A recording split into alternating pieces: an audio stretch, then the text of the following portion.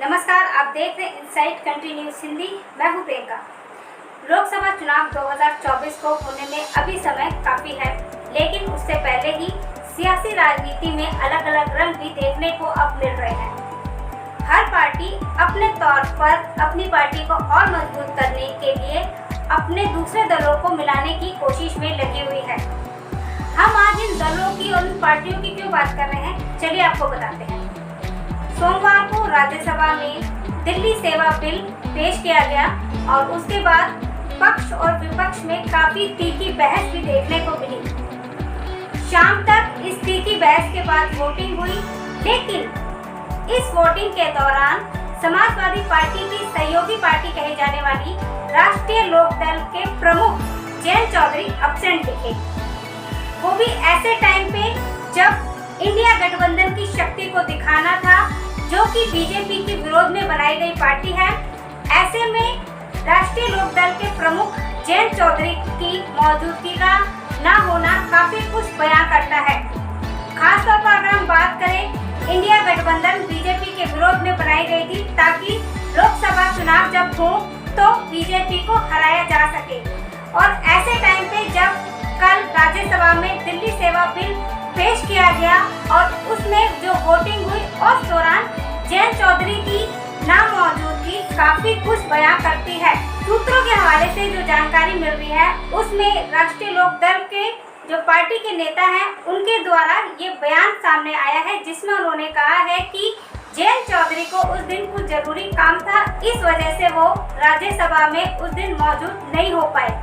लेकिन ये बात किसी के भी गले से नीचे नहीं उतर रही है कि आखिर ऐसा क्यों किया जयंत चौधरी ने, जबकि उनको पता था कि उस दिन इंडिया गठबंधन की शक्ति और उसकी जो मजबूती है उसको दिखाने का उस दिन था। लेकिन उस दिन खासतौर पर जयंत चौधरी वहाँ पे मौजूद, राज्यसभा में मौजूद नहीं थे। अब सवाल ये भी उठता है कि आखिर जयंत चौधरी आखिर ऐसा क्यों कर रहे हैं। तो वहीं आपको ये भी जानकारी दे दें कि सूत्रों के हवाले से जो जानकारी हमें मिल रही है, उसमें ये कहा जा रहा है कि राष्ट्रीय लोकदल के प्रमुख जयंत चौधरी बीजेपी में शामिल हो सकते हैं। ऐसे कयास लगाए जा रहे हैं क्योंकि इससे पहले जब इंडिया गठबंधन की पहली मीटिंग हुई थी पटना में, तो वहाँ पे भी जयंत चौधरी मौजूद नहीं थे। हालांकि जब दूसरी बैठक हुई थी बेंगलुरु में, तो वहाँ पे जयंत चौधरी उस बैठक में शामिल थे।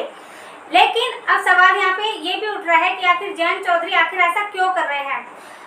जो जानकारी मिल रही है उसमें ये कहा जा रहा है कि जयंत चौधरी ने बीजेपी से, जो सूत्रों के हवाले से जो जानकारी मिल रही है वो हम आपको बता रहे हैं कि जयंत चौधरी ने बीजेपी से इस बात की शर्त रखी है कि यूपी में लोकसभा में उसको 5 सीटें मिले।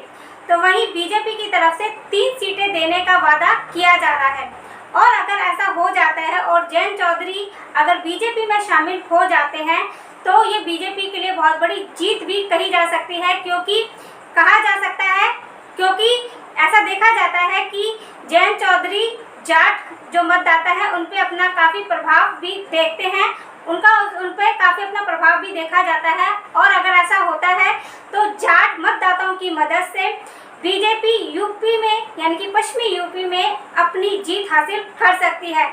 तो वहीं अगर ऐसा हो जाता है, जयंत चौधरी अगर बीजेपी में शामिल हो जाते हैं, तो ये न केवल समाजवादी पार्टी के लिए बल्कि इंडिया गठबंधन के लिए भी बहुत बड़ी हार साबित हो सकती है। क्योंकि यूपी में अगर चुनाव होते हैं और इस लड़ाई के दौरान अगर जयंत चौधरी बीजेपी में शामिल हो जाते हैं, तो कहीं ना कहीं ये समाजवादी पार्टी के लिए और इंडिया गठबंधन के लिए एक तगड़ा झटका भी साबित हो सकता है।